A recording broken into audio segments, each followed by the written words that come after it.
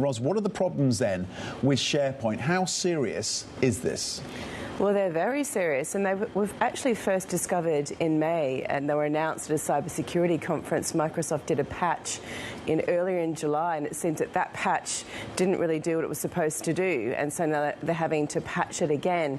But it comes after a series of quite high-profile challenges for Microsoft on the security front. Even a US government report last year said that they had serious flaws that needed addressing. Obviously, Microsoft is taking that all seriously. They're having weekly meetings with the US government about it. But what we know, of course, is this exploiting those vulnerabilities you mentioned in the SharePoint document software. But that gives people, once they're in, and these are multiple hackers, different hackers, not just one group coming in, but once they're in, that gives them access to the entire suite, in a way, of Microsoft. So use that because SharePoint is in so many different parts of Microsoft. So you've got Outlook, you've got Teams, it's all in there. So possibly opens up the entire world to these hackers who are coming in and taking information.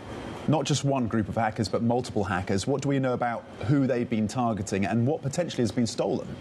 Well, targeting quite an array, and globally so. We don't know specific names of companies, but we do know that there are companies around the world, possibly a public university in Southeast Asia, a telecom in Southeast Asia, companies in Europe, companies in the US, but also institutions, universities in Europe and the US, and possibly up to about 10,000 companies, institutions might be vulnerable because they don't host on the Microsoft network itself. They're on their own servers. And they're very vulnerable as a result. And what we know is they're stealing passwords, usernames, hashtags, tokens. And what you do with that is you have all the information you need, essentially, at that point to take that and either hold it for ransomware or do something else with it. And so possibly quite a lot of companies globally, including in the US, have been hit by this. Again, those are hosting on their own servers are most vulnerable. We don't know the specific names, but it's certainly global in nature.